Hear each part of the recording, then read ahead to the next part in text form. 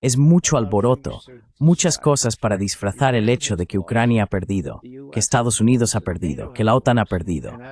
Y como suelo decir, y esto no es original mío, el cerdo de la derrota necesita mucho pintalabios para disimular que es una verdadera derrota.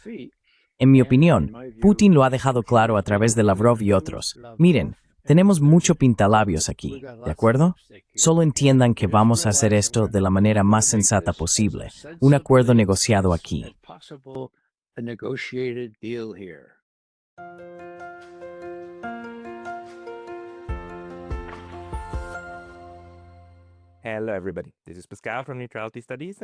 Hola a todos, soy Pascal de Neutrality Studies y hoy vuelvo a hablar con Ray McGovern, un ex analista de la CIA responsable de preparar los informes diarios para el presidente de Estados Unidos.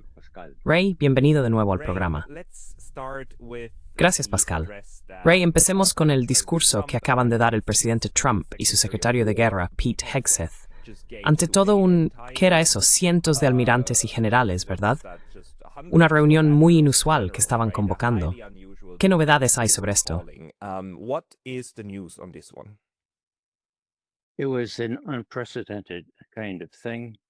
Fue algo sin precedentes. Temía lo que podría salir de eso. Realmente no está muy claro si esos generales y almirantes deberían haberse levantado y marchado, pero yo también fui oficial del ejército. Yo también hice un juramento solemne de apoyar y defender la Constitución de los Estados Unidos contra todos los enemigos, tanto extranjeros como nacionales. Ahora, eso fue hace un tiempo, y las cosas han cambiado. Pero incluso Trump parecía pensar, bueno, aquí nadie va a hacer eso, nadie se va a levantar. Así que lo que dijo fue, mira, estaba desconcertado. Entró en esta audiencia, en esta gran sala, y nadie aplaudía. Nadie decía, sí, sí, sí, sí, sí.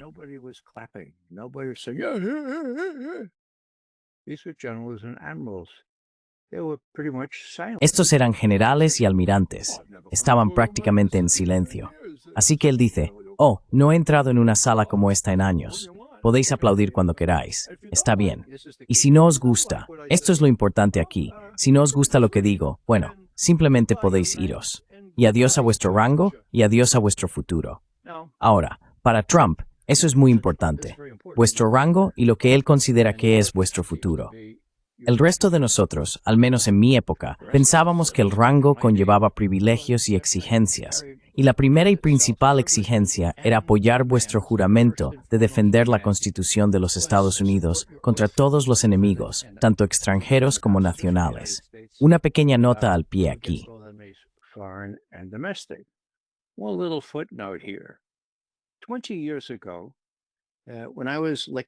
Hace 20 años, cuando daba conferencias sobre cómo la inteligencia previa al ataque a Irak estaba adaptada a la política.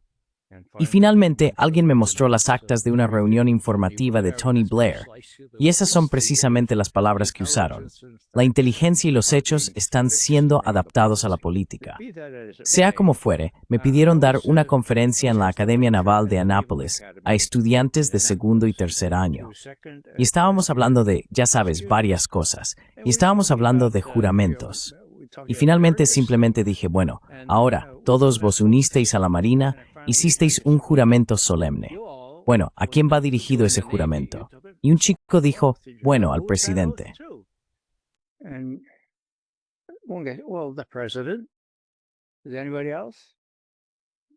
¿Hay alguien más? El presidente de los Estados Unidos. Dije, lo siento amigos, si jurasteis lealtad a la Constitución, puede haber momentos en vuestra carrera en los que ese juramento a la Constitución prevalezca, se imponga sobre las órdenes del presidente. Eso fue una llamada de atención para mí. Quiero decir, eso era la Marina, no el ejército. Intento no ser prejuicioso, pero Dios mío, estas eran personas que iban a ser oficiales navales y pensaban que su juramento era el presidente de los Estados Unidos. No sé cuántos de esos generales y almirantes, unos 20, sí, muchos de ellos probablemente estaban allí si eran de la Marina. No sé si captaron el mensaje, pero nadie se levantó. Nadie se fue.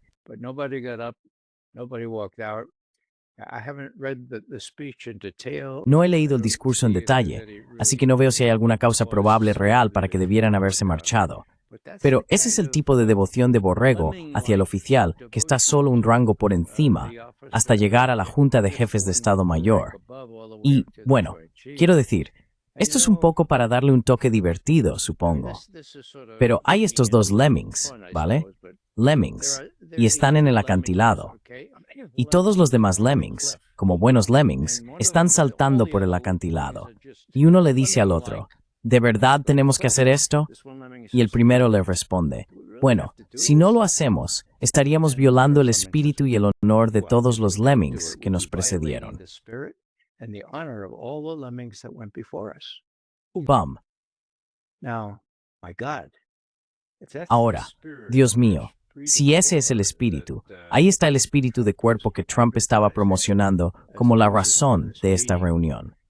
Y si todavía hay un montón de borregos en nuestro cuerpo de oficiales, por supuesto, especialmente en la cúpula, no en los rangos más bajos, sino en la cúpula, los que estaban en Annapolis cuando di aquel discurso, estamos en serios problemas.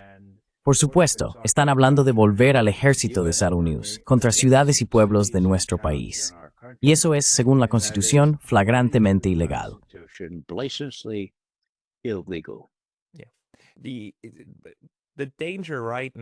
Sí, el peligro ahora mismo es que las fuerzas estadounidenses no solo están volcadas hacia adentro, sino también hacia afuera, de una manera sin precedentes, ¿verdad? Y lo que dices es muy pertinente, porque ya tenemos un caso en el que el Departamento de Defensa ordenó el hundimiento y la muerte de las tripulaciones de 3 barcos, ¿verdad?, en el Caribe. 3 embarcaciones civiles que de ninguna manera, ni siquiera se afirma que lo sean, son buques de una nación extranjera. Así que tenemos al ejército estadounidense yendo tras civiles, sean criminales o no, eso es otro tema. Pero son civiles y se supone que deben ser detenidos y no asesinados. Y este tipo de órdenes se están debatiendo intensamente en Estados Unidos ahora mismo. Si son legales, y si los oficiales que las ejecutan cometen delitos ellos mismos, o si pueden escudarse en la cadena de mando. ¿Cuál es tu opinión sobre eso, sobre el hundimiento de estos 3 supuestos barcos de narcóticos de Venezuela?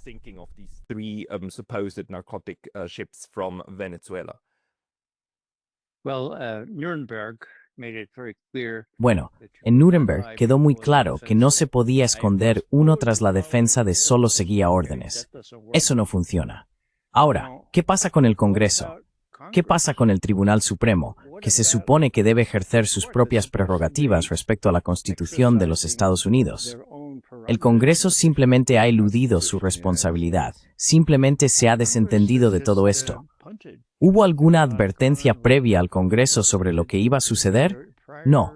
Y el hecho en sí, esas 3 pequeñas embarcaciones, no barcos, sino botes, voladas por nuestra marina con estos misiles o algo parecido, no tiene justificación alguna.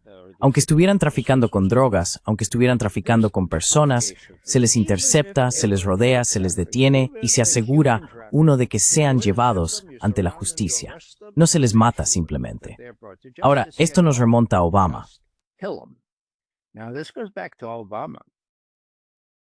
Obama, con John Brennan entregándole cada martes una lista de qué terroristas habían almorzado con otro sospechoso de terrorismo en un bar concreto de Beirut el martes anterior, los ponía en lo más alto de la lista. ¿Para qué? Para ser eliminados y asesinados por un dron. Ahora bien, cuando la gente preguntaba, ¿eso es constitucional?, Eric Holder, que era el fiscal general de Obama, decía, bueno, iré a la Facultad de Derecho de la Universidad Northwestern, una excelente facultad de Derecho, por cierto, a contárselo. Y se presentó ante esa gente y dijo, ahora, podemos autorizar matar no solo a sospechosos, sino también a esos 2 ciudadanos estadounidenses que acabamos de matar hace 2 semanas. ¿Podemos autorizar eso? Por supuesto que sí. Porque si miran la Constitución, dice que solo necesitamos hacerlo con el debido proceso.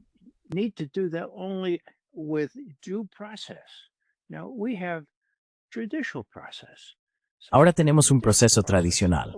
Así que el proceso tradicional nos permite hacer estas cosas. El debido proceso podría ser, en mi mente, tenía a todos estos estudiantes de Derecho de Northwestern pensando, Dios mío, esto es realmente interesante. Esto probablemente va a ser definitivo, ¿sabes? Así que ni siquiera las facultades de derecho se oponen cuando suceden cosas como esta. La profesión jurídica, como la profesión médica, Dios mío, ¿dónde están los médicos respecto a Gaza, al genocidio allí? Y los juristas, como los que justificaron la tortura y el asesinato de estadounidenses con drones y ahora matando a quien sea en esos pequeños barcos. Dios mío. En fin, la gente de la Marina que obedeció órdenes para atacar con misiles esos pequeños barcos, en circunstancias normales, podrían ser acusados no solo de seguir órdenes, sino de asesinar a esas personas.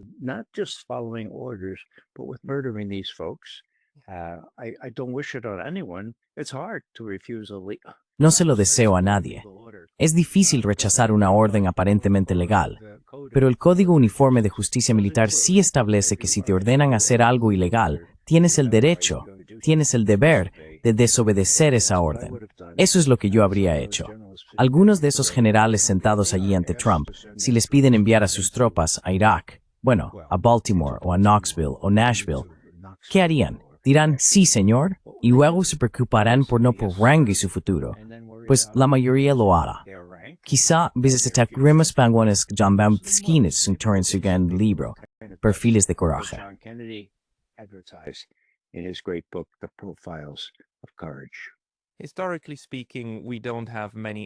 Históricamente, no tenemos muchos casos en los que las Fuerzas Armadas finalmente se rebelen contra órdenes ilegales. Cuando eso ocurre, suele ser porque las Fuerzas Armadas son tratadas mal o no están bien pagadas, lo que lleva a verdaderos levantamientos. Pero si miras lo que sucedió en Alemania en los años 30, o cómo fueron las cosas en la Unión Soviética con las purgas y demás, simplemente no hay mucho precedente. Simplemente no suele ocurrir, porque en cuanto alguien se niega a obedecer, hay 10 subordinados muy dispuestos a obedecer si pueden conseguir el puesto. Así que debemos esperar realmente que las Fuerzas Armadas de Estados Unidos sean ahora utilizadas tanto hacia adentro como hacia afuera.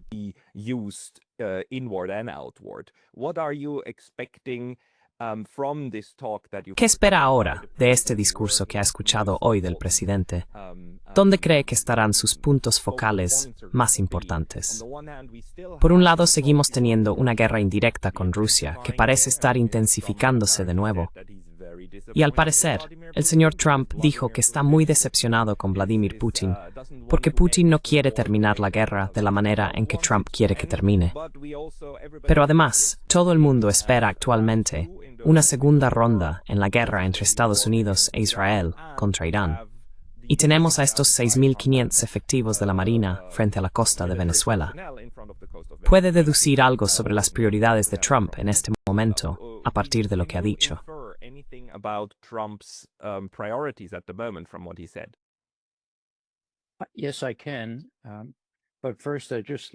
Sí puedo. Pero primero solo me gustaría decir que pasé los últimos 4 días en varias partes del estado de Nueva York intentando despertar a la gente respecto a lo que está ocurriendo internamente en nuestro país. Citaba a una persona llamada Eric Hafner.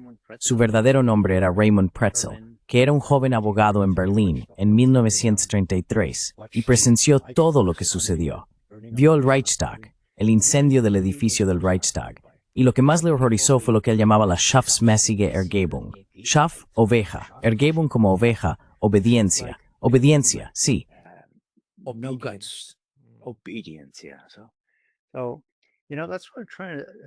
Así que, ya sabes, eso es lo que intento, eso es lo que muchos de nosotros intentamos decir. Mira, también al ejército. Ya sabes, si el presidente entra y actúa como un rey y dice, ¿por qué no me estáis aplaudiendo? Esto es muy inusual. Nunca he entrado en un sitio sin aplausos, así que si queréis aplaudir, aplaudid. Bueno, espero totalmente que algunos de esos tipos de Schafsmäßige Ergebung se queden al margen. Al menos no lo hicieron. Bien, así que vamos a tratar eso. Eso fue realmente lo que ocurrió en 1933 y después. Ese Geschichte eines Deutschen es realmente una joya de libro. También está en inglés, llamado... ¿cómo se llama? ¿Historia de un alemán? Sí, la decadencia de Hitler o algo así. En fin, solo quería dejar eso de lado. Ahora, con respecto a Ucrania, no defiendo a Donald Trump. Me siento increíblemente avergonzado por cosas pequeñas como su vergonzoso discurso en la ONU la semana pasada, pero mucho más indignado por su complicidad, su financiación, su fomento del genocidio. Nunca pensé que yo, como ciudadano estadounidense, formaría parte de un país cuyo presidente autorizara, prácticamente ayudara e instigara un genocidio. Una sola llamada telefónica bastaría para que el señor Netanyahu se detuviera. Y no solo eso, sino también el hambre forzada. Vengo de Irlanda. 2 de mis bisabuelos escaparon del hambre forzada.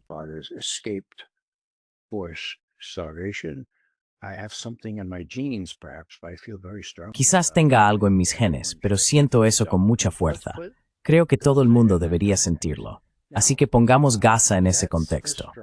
Ahora, ese es el señor Hyde. Hay un Dr. Jekyll y hay un señor Hyde, en mi opinión. Y esto es un poco una excepción, ¿de acuerdo? El Dr. Jekyll es el presidente que quiere salir de Ucrania cuanto antes, ¿vale? Está avergonzado porque ha tardado tanto y porque es tan difícil hacerlo. Eso demuestra mucha ingenuidad por su parte. Podrían hacerlo con mucha facilidad, pero sí creo que quiere salir de Ucrania. Así que ha llegado a una especie de acuerdo con el jefe de Rusia, el señor Putin. Y Putin ha sido muy cauteloso y generoso.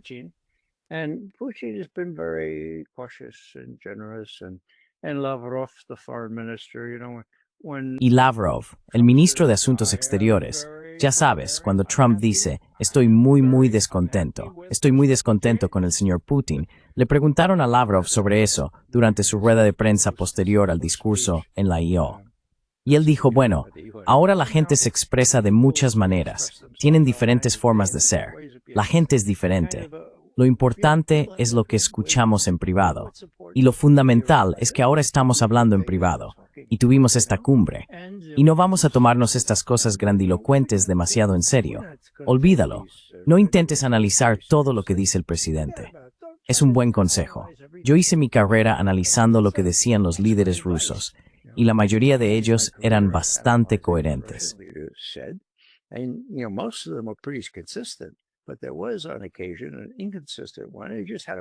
Pero en ocasiones había una postura inconsistente. Y simplemente tenías que esperar al día siguiente para ver si se retractaban de lo que habían dicho ese día. ¿Qué quiero decir? Estoy diciendo que Putin quiere salir de Ucrania. ¿Quiere apoderarse de toda Ucrania? No, eso está muy claro. Mucho menos quiere apoderarse de Polonia o de los estados bálticos. Ahora bien, cuando Biden dijo eso, no podía creer lo que oía, ya sabes. Es decir, como apéndice aquí, cuando personas como Biden dicen, mira, ¿crees que Putin se va a detener en Ucrania? No, va a entrar en Polonia y en los estados bálticos. Ya verás, no va a detenerse. Bueno, lo diré de forma muy sucinta. Sí se detuvo. Se detuvo en marzo y abril de 2022, apenas 5 semanas después de iniciada la guerra.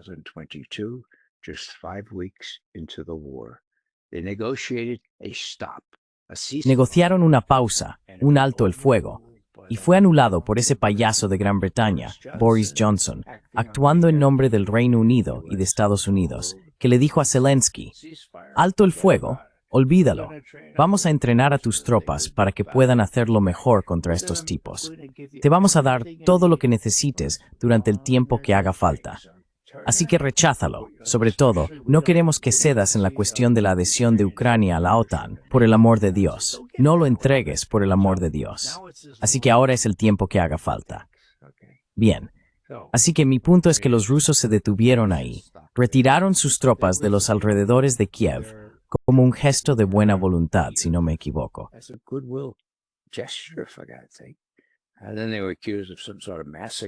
Y luego fueron acusados de algún tipo de masacre en Bucha, que nunca se ha investigado y es muy sospechosa. Así que los rusos fueron señalados como los verdaderos villanos por Biden y el resto. Pero aquellos que quieren decir que los rusos quieren tomar toda Ucrania, bueno, podrían hacerlo si quisieran, pero no lo hacen, porque no quieren verse envueltos en otro Vietnam, por el amor de Dios. Ya estuvieron en Afganistán. ¿Cómo fue aquello? Nos llevó 20 años nuestra derrota en Afganistán. Ellos no quieren eso. Así que, en mi opinión, Putin está dispuesto a negociar en los márgenes. No creo que esté dispuesto a devolver esos 4 oblasts ni Crimea, por supuesto. Pero ya sabes, hay muchas cosas en los márgenes. Está Odessa.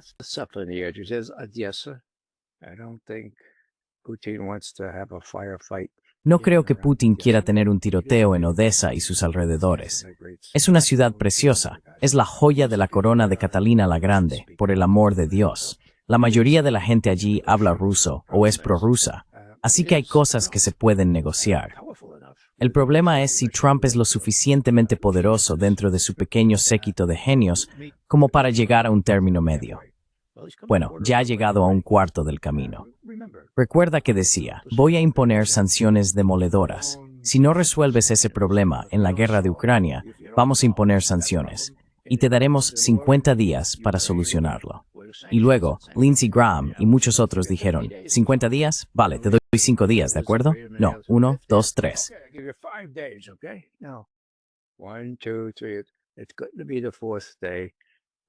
Va a ser el cuarto día, y finalmente, alguien como Witkoff le aconseja a Trump, señor presidente, se está metiendo en un callejón sin salida. Primero, las sanciones no van a perjudicar a los rusos en absoluto. Quiere imponer sanciones del 100% a China, simplemente se van a burlar de usted. India, eso no va a ser nada bueno para la India, así que tiene que hacer algo. ¿Y qué sugieres, Richard? Bueno, ¿qué tal si voy a Moscú y hablo con Putin y le digo, francamente, ¿qué queremos salir de este atolladero? No queremos imponer sanciones ni a usted ni a los demás. Así que quizá deberíamos organizar una cumbre. Así lo hace. Y Putin habla con él durante 3 horas y media, y dicen, tendrán una cumbre. ¿Cuándo? En una semana.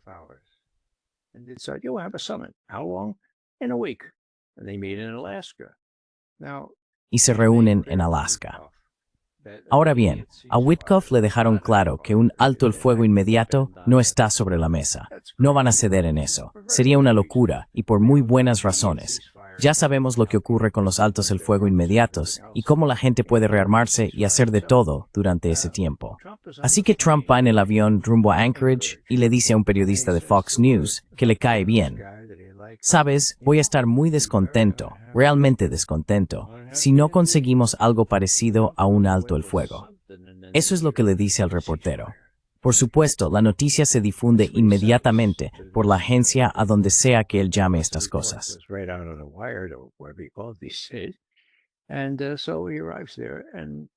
Así que llega allí, y como era de esperar, hizo un último intento con Putin. Ahora, sobre un alto el fuego inmediato. Y Putin dijo, mira, ¿sabes lo que significa todavía? Todavía, todavía. Significa aún no, y de ninguna manera. Así que Trump intentó hablar de otras cosas. Luego, 1 hora después de que terminó la reunión, fue a su teclado y dijo, vale, ya no vamos a insistir en un alto el fuego inmediato, vamos a insistir en negociar todo el paquete, todo, hasta llegar a un acuerdo que respete nuestros intereses fundamentales y la necesidad de una arquitectura diferente de seguridad en Europa. Y en eso estamos de acuerdo. El presidente Trump quiere que nos reunamos.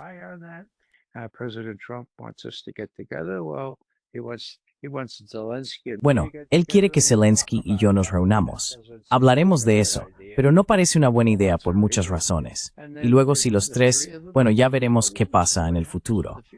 Pero ahora estamos negociando. Nos gustaría volver a Estambul y negociar con Ucrania, pero no parecen estar muy preparados. Mientras tanto, estamos en esta guerra de desgaste. Desgastar, desgastar, desgastar, desgastar, hasta el punto de que no va a quedar mucho, si es que queda algo, de las defensas ucranianas. Territorio. No codiciamos territorio. Lo que intentamos hacer es lo que dijimos desde el principio. Vamos a desmilitarizar el ejército ucraniano. Eso significa aplastar al ejército ucraniano.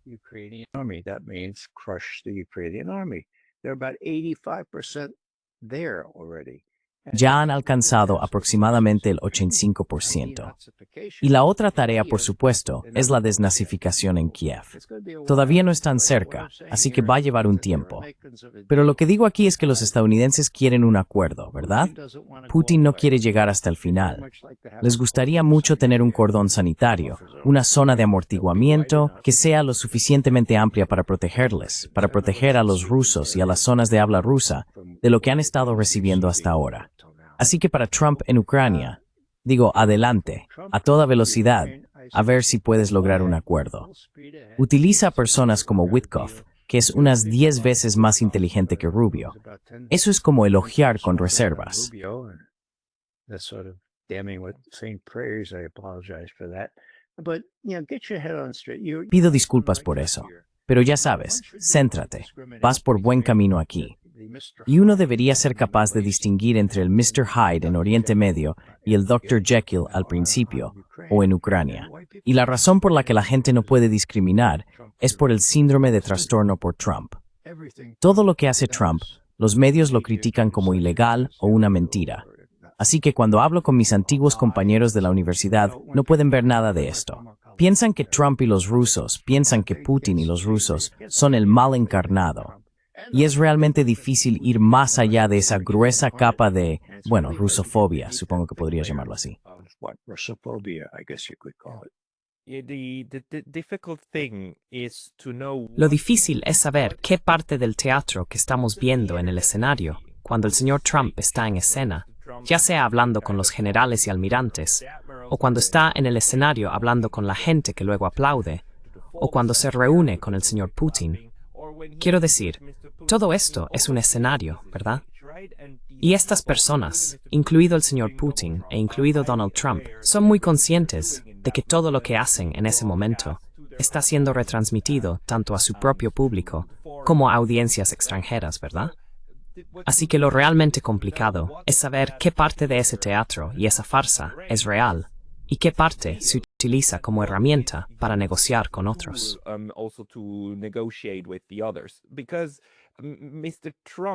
Porque el señor Trump, por un lado, habla mucho, por supuesto, sobre ser un presidente de la paz y querer el Premio Nobel de la Paz y todo eso, y parece extremadamente errático, publicando todo en Truth Social. Pero si realmente miras las publicaciones en Truth Social y las comparas con los tweets de su primera administración, ¿sabes lo que veo? Ya no veo errores, ya no hay faltas de ortografía. Veo frases bien pulidas, aunque siguen siendo frases de Trump, pero están pulidas. Ya no tiene esa forma de escribir que solía tener.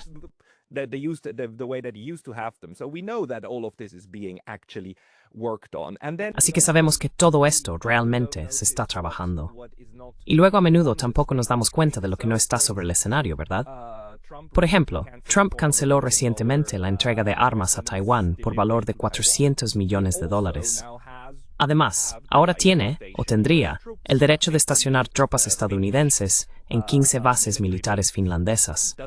Pero no lo hace, salvo en una. Las demás, según mis fuentes, no están siendo ocupadas, no están siendo tomadas por Estados Unidos.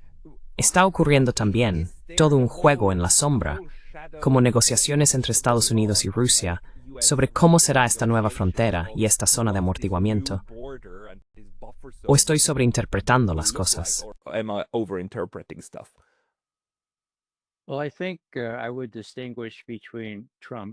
Bueno, creo que haría una distinción entre Trump, que por definición es impredecible. Esto tiene que preocupar a los líderes rusos, a los líderes chinos y a todos los demás. Dios mío, solo pensadlo. Tuvimos a una persona completamente caprichosa e impredecible con los códigos de las ojivas nucleares. Ahora, en el lado ruso, que es el que he estado siguiendo durante 5 décadas, los rusos son previsibles y se puede interpretar mucho en lo que dicen y hacen. Sobre Ucrania, los rusos sienten que han sido engañados unas 5 o 6 veces de manera importante. Primero y ante todo, en febrero de 1990, cuando el secretario de Estado James Baker prometió, mira, dejaréis que Alemania se reunifique.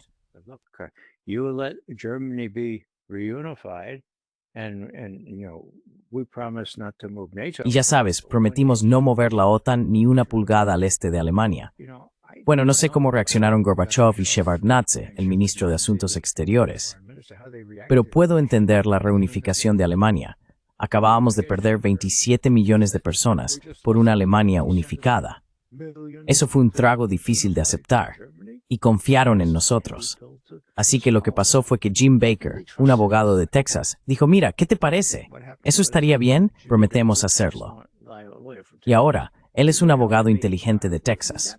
No pidieron que se pusiera por escrito.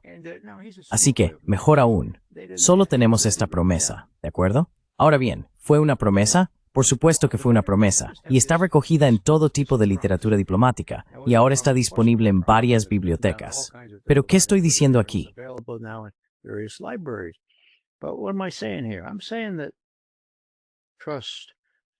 Estoy diciendo que la confianza empezó a erosionarse entonces de manera significativa. Cuando estuve en Moscú, hace unos 6 o 7 años, he estado varias veces desde entonces, me reuní con uno de los asesores más cercanos. Se llama Kubaldin. Cuando hablé con él, seguía siendo profesor en la Universidad de Moscú.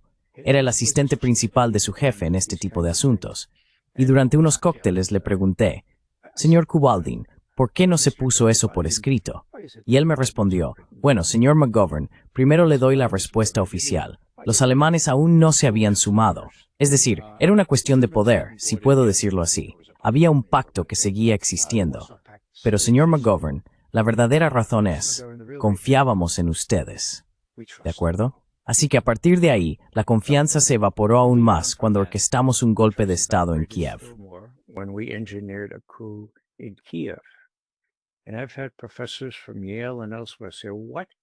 He tenido profesores de Yale y de otros lugares que me dicen, ¿qué golpe? Y yo les respondo que el golpe se anunció 2 semanas y media antes de que ocurriera, con los nombres de los líderes del golpe y los respectivos primeros ministros en YouTube. Búscalo. La primera semana de febrero de 2014. Y yo vi eso y pensé, Dios mío, eso significa que el golpe está descubierto. No tenemos que preocuparnos por ningún golpe. Y esa era la subsecretaria de Estado Victoria Nuland hablando con el embajador de Estados Unidos en Kiev. Ya sabes. Y sabemos que es auténtico. Quiero decir, no sé quién lo interceptó, pero en un momento Jeffrey Pyatt, el embajador, dice, ahora señora secretaria, a la UE no le va a gustar nada esto. Y ella responde, que se joda la UE.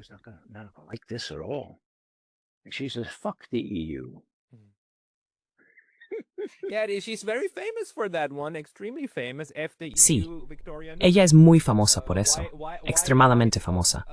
Que se joda la UD, Victoria Nuland, esposa del neocon Robert Kagan, ¿verdad? Así que quiero decir, este es el sector neoconservador de Estados Unidos que hará cualquier cosa en su poder para provocar caos en el extranjero, porque eso es más fácil de gestionar. Fue muy exitoso en Ucrania, extremadamente exitoso, ¿verdad? Incluso llegando a tener bases de la CIA hasta el frente, hasta la frontera con Rusia. Y ahora es todo eso. Está a la vista de todos, pero aún así, no importa. El discurso público sigue fingiendo que todo eso es la Ucrania, a sacrificarle por mí.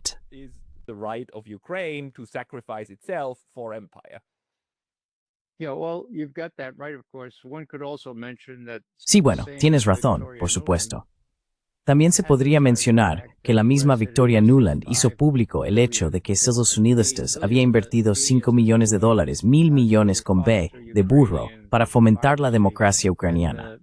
Y la National Endowment for Democracy tenía unos 56 centros en Ucrania.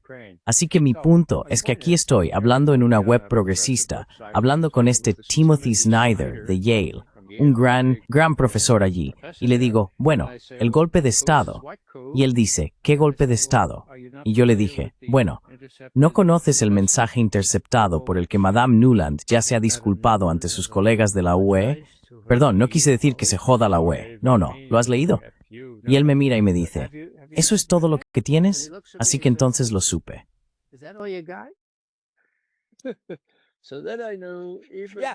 Sí, quiero decir, la prueba irrefutable está sobre la mesa. Y eso es todo lo que tienes, sí.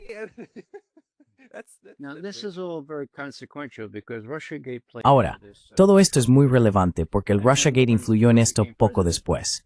Y cuando Trump se convirtió en presidente, por supuesto, lo emascularon. Se aseguraron de que no pudiera acercarse a Rusia bajo pretextos falsos, es decir, el Russiagate. Así que estaba en un aprieto y tuvo que ser más duro con Rusia que nadie. Y Obama, bueno, todo ese grupo, sacó provecho de ser rusófobo. Así que con respecto a Ucrania, o a cómo surgió todo esto, el golpe de Estado estaba ahí. Esa fue la segunda gran traición.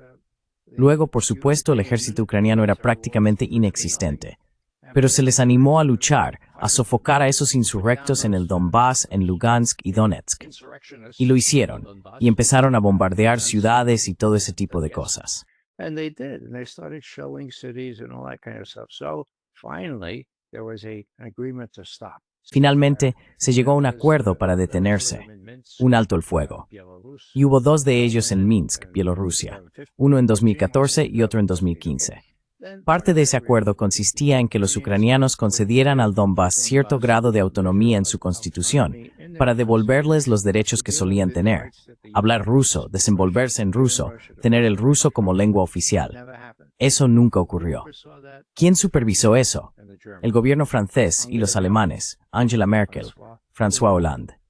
Durante 7 años engañaron a los rusos, y Putin decía: no, vamos a trabajar en esto, vamos a ayudar a fomentarlo, lo conseguiremos. Y les engañaron. Ahora, si hacía falta una prueba, Angela Merkel, hace apenas un par de años, dijo: sabéis, tenemos que reconocer que estos acuerdos de Minsk nunca tuvimos la intención de cumplirlos.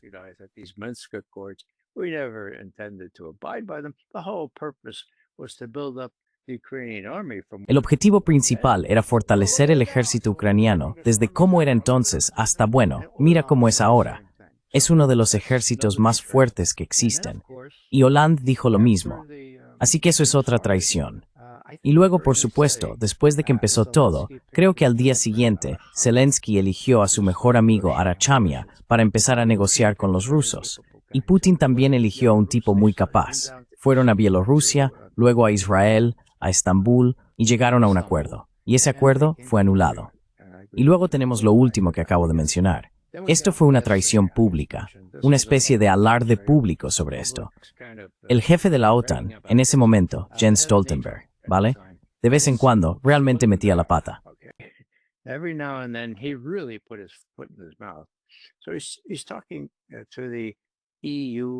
Así que está hablando ante el Parlamento de la URW, ¿vale? Esto fue hace 2 años. Dice: ya sabes, los rusos dijeron: voy a invadir Ucrania si no dejas de intentar meter a Ucrania en la OTAN, si no firmas, si no aceptas que tenemos que resolver esto. Y nosotros dijimos que no. Así que invadió para evitar que Ucrania entrara en la OTAN. Vaya, no quería la ampliación de la OTAN, y consiguió la ampliación de la OTAN, y consiguió a Finlandia, y nosotros conseguimos a Suecia. Ahora, a estas alturas, Pascal, ya habían muerto más de 500.000 de jóvenes ucranianos, ¿vale? ¿Para qué, sabes? Y ahora tenemos, creo, más de 1 millón de muertos en el campo de batalla. Y Trump no está manejando las cifras correctas si piensa que los rusos están perdiendo a más gente que los ucranianos.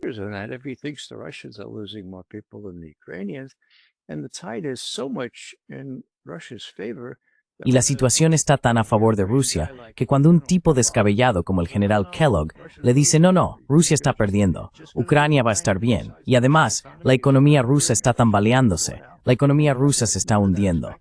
Por favor, no me hagas reír.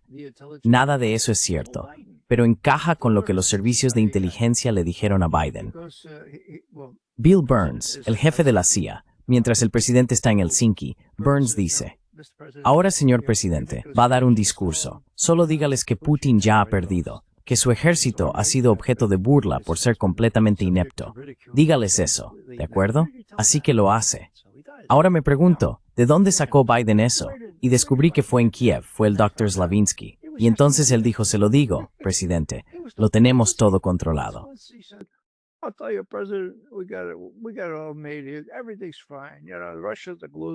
Todo está bien. Ya sabes, Rusia está perdiendo. Ahora bien, ¿la gente es tan crédula? ¿La gente es tan estúpida? Bueno, ¿dónde estaba Kellogg cuando hizo esta última intervención? Acababa de hablar con Zelensky. ¿Dónde estaba Trump cuando lo repitió? Acababa de hablar con Zelensky. Ahora, ¿tiene Zelensky algún tipo de brujería maligna que impone sobre estos tipos para que no puedan ver la realidad? No lo sé, pero no tiene sentido. Lo que realmente tiene sentido es que los rusos se dicen a sí mismos, en mi opinión: mira, Trump es Trump, conocemos sus idiosincrasias, no las tomamos en serio. Pero es el único tipo con el que tenemos que trabajar durante 3 años, por el amor de Dios. Parece más inclinado que esos otros genios que hemos tenido como presidentes a llegar a un acuerdo. Estamos ganando.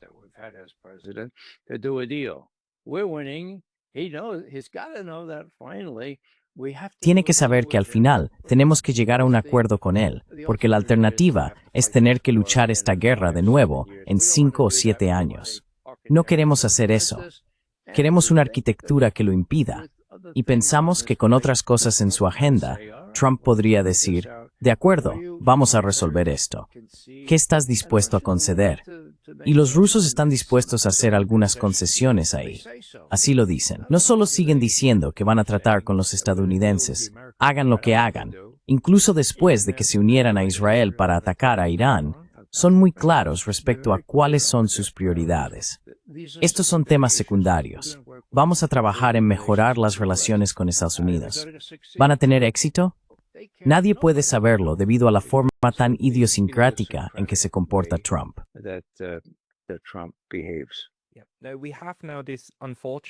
Ahora tenemos esta desafortunada realidad en la que Europa y Estados Unidos están, en su mayor parte, no completamente, pero en su mayor parte, gobernados y dirigidos por psicópatas solipsistas, personas completamente absorbidas por su propia realidad. Además, saben que no tienen que rendir cuentas por nada de lo que hacen. Por lo tanto, pueden hacer lo que quieran. Pueden gobernar con impunidad, porque de nuevo, puedes llevar a cabo un genocidio contra personas en Oriente Medio, en Asia Occidental, y no pasa nada. No va a pasar nada. Ninguna de estas personas va a ir jamás a prisión por eso. Ninguna. Y lo saben. Y ante todo les importa su propia imagen. Fíjate en el señor Macron, cómo ya se está preparando para su próximo puesto en alguna de las instituciones internacionales.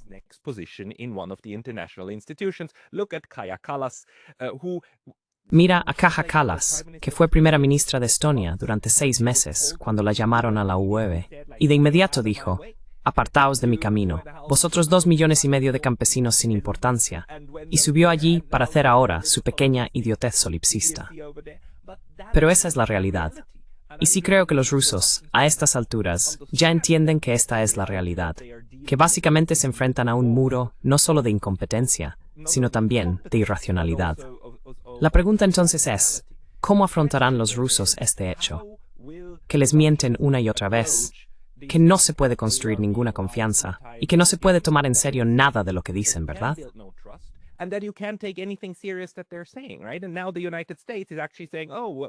Y ahora Estados Unidos está diciendo en realidad, quizá entreguemos Tomahawks, ¿verdad?, a Ucrania.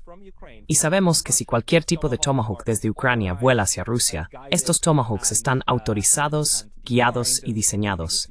Todo está diseñado por Estados Unidos. Así que, quiero decir, no tengo ni idea de cómo afrontaría eso, porque básicamente desvincula todo lo que ocurre en el campo de batalla de la conversación política en la superficie. ¿Tienes alguna pista de cómo están gestionando ahora los rusos esta situación, esta cosa tan horrible en Occidente, para poder mantener una conversación inteligente?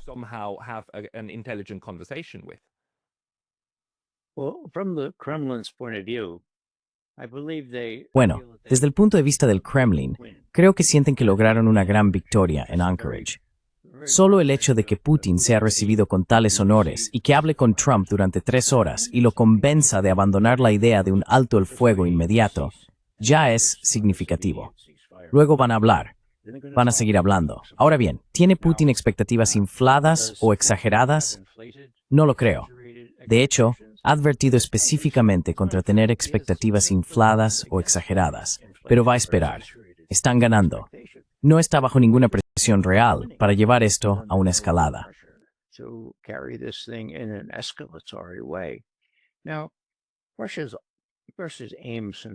Ahora, el objetivo de Rusia desde que yo era un niño ha sido dividir Europa Occidental de Estados Unidos, ¿vale?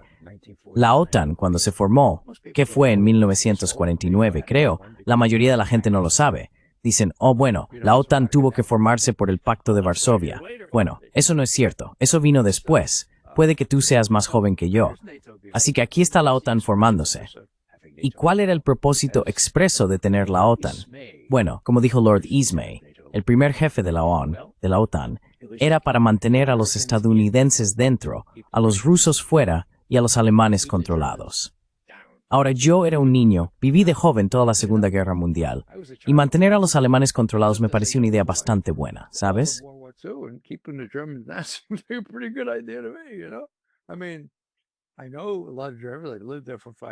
Quiero decir, conozco a muchos alemanes. Yo mismo viví allí durante 5 años. Los adoraba, pero no quería que se reunificaran. Sabes, es una píldora realmente dulce, pero muy amarga la que sirvió James Baker.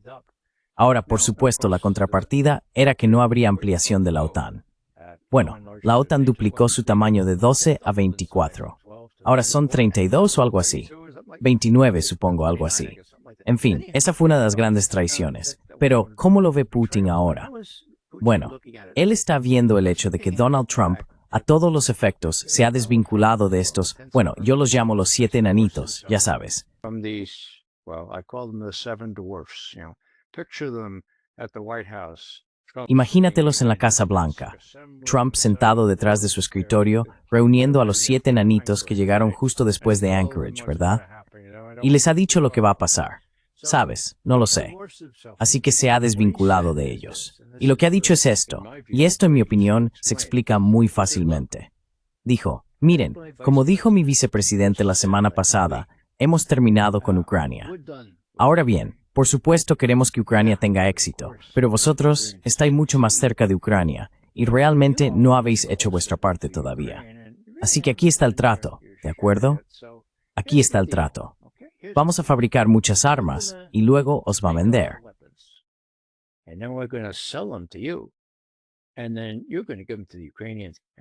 Y luego se los vas a dar a los ucranianos. Y entonces vamos a esperar, ¿vale? Ahora, el problema con eso, por supuesto, es que no tenemos armas. Nuestros inventarios están muy bajos y nos va a llevar años fabricar el tipo de armas que podrían ayudar, ¿vale? Así que cuando tengamos esas armas, Francia, Alemania, Reino Unido, no tienen dinero para comprarlas, ¿vale? Bueno, quizá ahorren y compren las armas.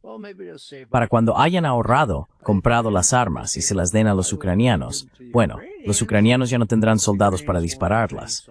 Quiero decir, aparte de eso, es un trato estupendo. Es tan descaradamente transparente.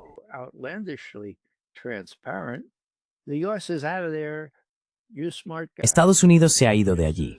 Vosotros, los listos, los genios de Reino Unido, Francia y Alemania, podéis encargaros de esto. Bueno, nosotros no pudimos manejarlo durante 3 años y medio. Adelante, sois bienvenidos. Eso es lo que creo que Trump quiere hacer. Ahora, tiene al general Kellogg y a muchos otros asesores realmente retrógrados que le hacen decir cosas ridículas, como hemos comentado antes.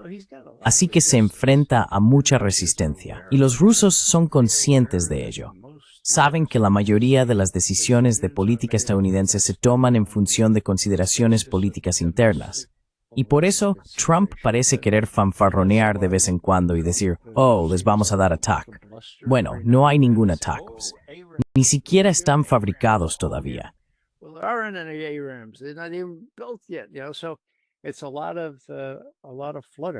Así que es mucho ruido, muchas cosas para disfrazar el hecho de que Ucrania ha perdido, que Estados Unidos ha perdido, que la OTAN ha perdido. Y como suelo decir, y esto no es original mío, al cerdo de la derrota hay que ponerle mucho pintalabios para disimular que es una verdadera derrota. Y en mi opinión, Putin lo ha dejado claro a través de Lavrov y otros.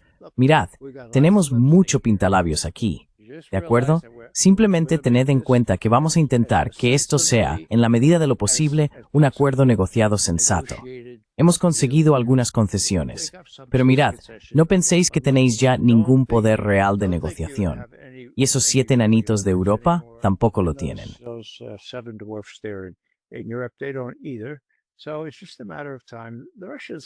Así que es solo cuestión de tiempo. Putin ha sido increíblemente paciente, tengo que decirlo. A pesar de todas estas traiciones, algunas de las cuales mencioné antes, sigue diciendo, creo que se puede confiar en Trump. Creo que es sincero. Dios mío. Ahora, mencionaste los Tomahawk.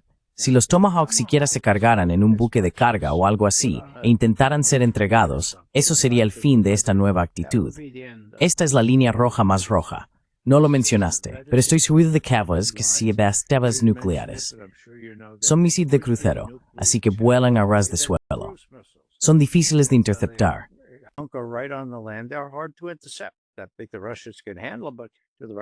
Creo que los rusos pueden encargarse de ellos, pero quieren los rusos asegurarse, en primer lugar, de que no están armados con armas nucleares, o en segundo lugar, de que pueden manejarlos todos. No. Y si esto ocurre, y no creo que llegue a pasar nunca, los rusos se darán cuenta de inmediato. Destruirán esos misiles en cuanto lleguen a cualquier lugar cerca de Ucrania. Y creo que Trump probablemente lo sabe. Si el ejército lo sabe, o si el ejército va a actuar por su cuenta, como algunas personas me sugieren, no lo sé. Pero incluso así, creo que creo que compararía a Putin con John Kennedy en cuanto a perspicacia durante la crisis de los misiles en Cuba.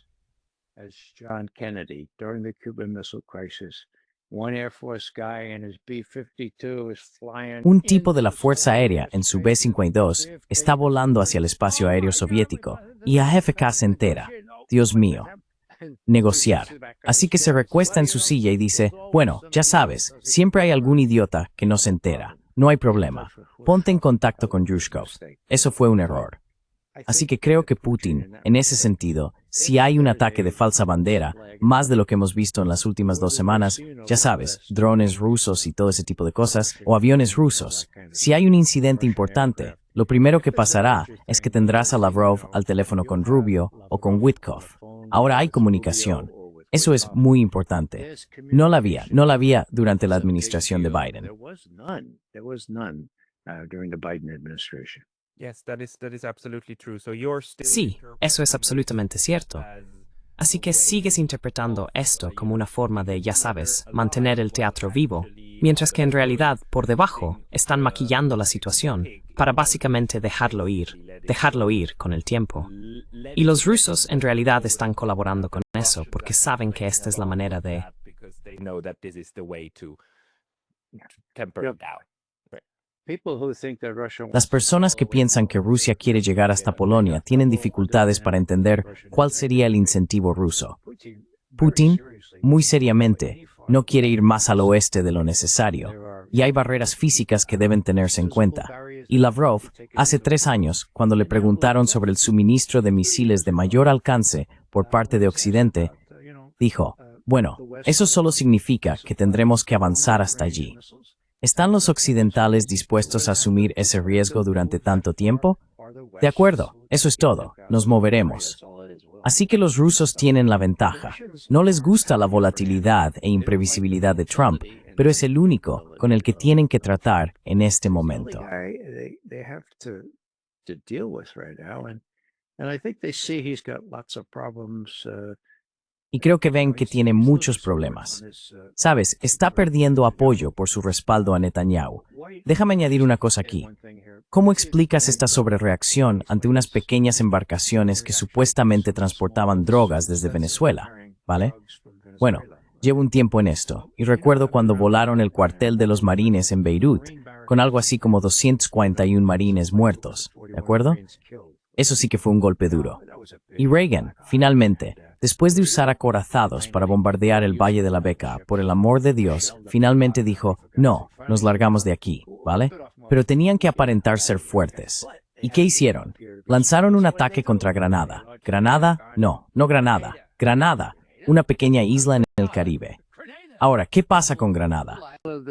In the Caribbean. Now, what about Grenada? Oh, well, we had medical students studying there. Bueno, teníamos estudiantes de medicina estudiando allí, y había cierta influencia de la izquierda, y podrían tomarles como rehenes, ¿vale? Así que tenemos que hacer algo al respecto.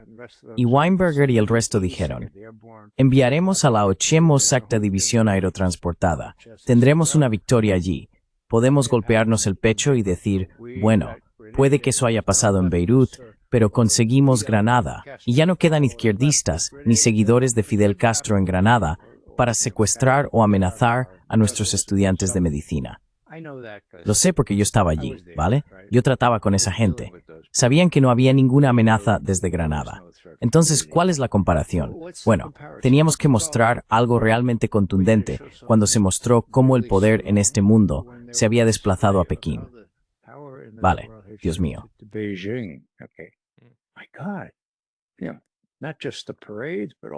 No solo los desfiles, sino toda esta gente en China e India ahora, y la mayoría de la gente en el mundo, simplemente se están burlando de Occidente y diciendo, nosotros nos encargamos de esto, tenemos a los BRICS en Shanghái y todo eso.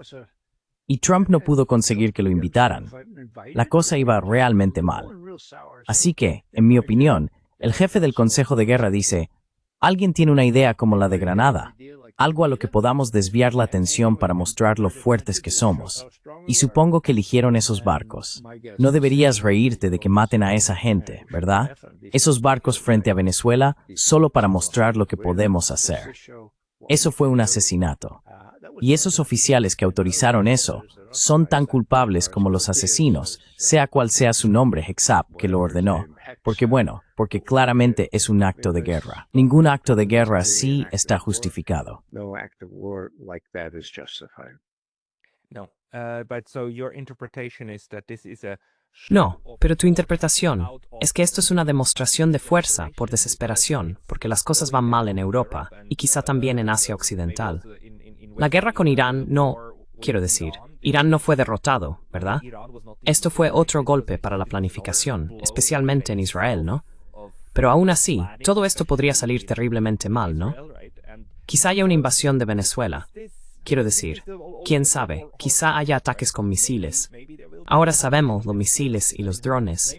Y ya sabes, un bombardeo de 2 años sobre Caracas. ¿No está eso sobre la mesa? I mean, isn't that on the menu? You're absolutely right to raise that. Venezuela. Tienes toda la razón en plantearlo. Venezuela, según dicen, tiene los depósitos de petróleo y gas más ricos del mundo. Eso tiene que influir en esto. Ahora bien, ha habido toda una década de intentos por desalojar a los líderes venezolanos que han sido elegidos libremente por su pueblo. ¿Y quién es ese? Supongo que Maduro. De hecho, enviaron un dron para intentar matarlo cuando daba un discurso público hace unos 5 años. Así que sí, tenían que sacarlo para iniciar una revolución allí. Así que no sé si eso está en los planes. Trump ya tiene bastante con lo suyo. Lo que creo que deberíamos decir es que esto pone el énfasis en Irán, como tú has hecho. Ahora Irán. Todos mis amigos y colegas instruidos que saben mucho más sobre Irán e Israel que yo, dicen que un ataque israelí contra Irán es casi inevitable.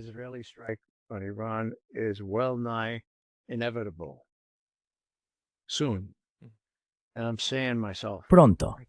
Y me digo a mí mismo, Dios mío, ¿están los israelíes tan locos? Porque Irán ha demostrado su capacidad con todos sus misiles hipersónicos para destruir Israel. En otras palabras, Irán tiene un poder de disuasión. ¿Van a funcionar todos esos sofisticados radares de defensa aérea y demás? No funcionaron. ¿Cómo lo sé? Porque no funcionaron antes. Por eso Netanyahu le pidió a Trump que dijera, bueno, vamos a acordar un alto el fuego rápido, porque nos están dando duro. No se ha hablado mucho de lo que les pasó a los aeródromos israelíes y otras instalaciones clave durante ese intercambio. Así que me digo a mí mismo, madre mía, esto sería una guerra importante. Y en primer lugar, ¿se vería arrastrado Estados Unidos a esto, como Netanyahu no pudo lograr recientemente?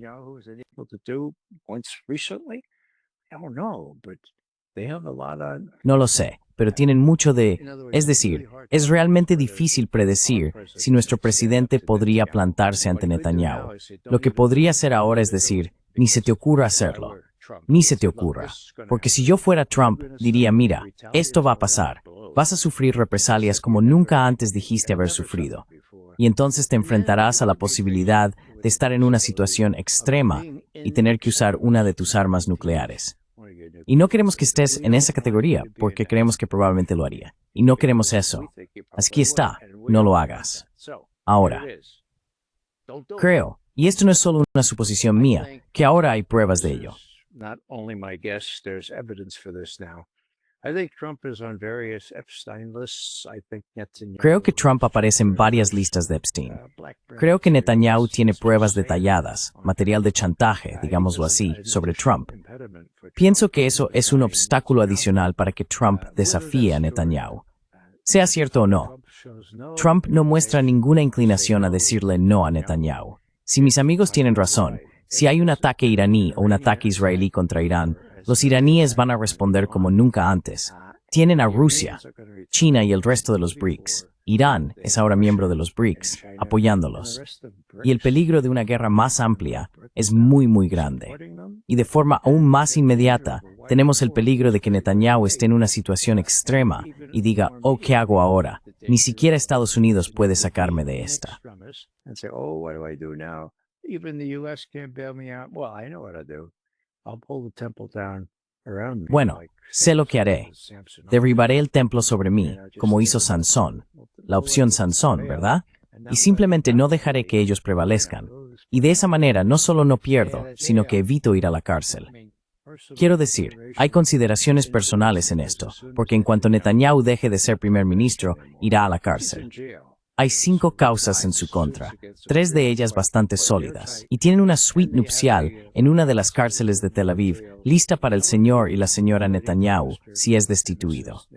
Odio decir que consideraciones personales como esta puedan ayudar a justificar un genocidio, el hambre forzada y la posibilidad de usar un arma nuclear.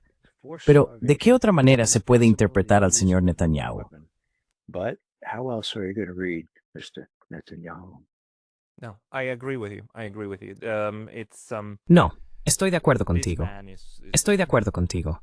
Este hombre es difícil encontrar a alguien más. Me gusta la palabra para describirlo, así que mejor no lo describo. Es simplemente despreciable lo que esta persona está dispuesta a hacer. Desafortunadamente, no es solo él. Desafortunadamente, hay todo un sistema de psicópatas dispuestos a arrastrar a todos. Pero Ray, en realidad me has dado bastante claridad sobre lo que está ocurriendo. Así que muchas gracias por esto. A las personas que quieran seguir tu trabajo, les recomendaría que se dirijan a tu equipo, ¿verdad? ¿Cómo se llama? Veteranos profesionales de inteligencia por la cordura. What is it called? Intelligence Officers for Sanity? Yeah, let me just add one thing. Psychopaths is right. Sí, déjame añadir una cosa. Psicópatas es correcto, pero sociópatas es aún más preciso. Búscalo. Quiero decir, solo, vale. Sí. Bueno, mi hijo, que gestiona mi página web, siempre se enfada mucho conmigo si no la menciono. Es ramesgovern.com. Ha hecho un gran esfuerzo para que sea fácil de buscar, y ahí es donde pongo mis cosas de forma oficial. Normalmente, suelo publicar primero en X, es RameGovern, y también tengo mi propio, ¿cómo lo llaman? Web, Substack. Realmente no le he prestado mucha atención, salvo por los $50 al mes que les pago, pero entiendo que mucha gente también me sigue por ahí. Salgo en el programa del juez napolitano 2 veces por semana. Una vez los lunes a las 10 y luego con Larry Johnson en el Intelligence Roundup, los viernes a las 4. Ahí es donde la mayoría de la gente me ve, porque él tiene unos 300,000 seguidores. No, suscriptores ahora. 100,000 followers. No, subscribers now. Medio millón. Judge Napolitano. Así es, sí, estoy un poco desfasado aquí. Así que sí, gracias por invitarme, Pascal. Y gracias por el buen trabajo que haces. Tienes a gente realmente buena en tu programa y logras sacar cosas muy interesantes de ellos. Así que espero que esta vez no haya sido una excepción. So I hope this was no exception. Thank you very much for the kind words. Muchas gracias por tus amables palabras. Desde luego que no lo fue. Realmente aprecio tu aportación. Todos echad un vistazo a Ray McGovern en su página web, en X, en Substack, y por supuesto, con el juez napolitano. Ray McGovern, gracias por tu tiempo hoy. Thank you for your time today. Gracias, Pascal.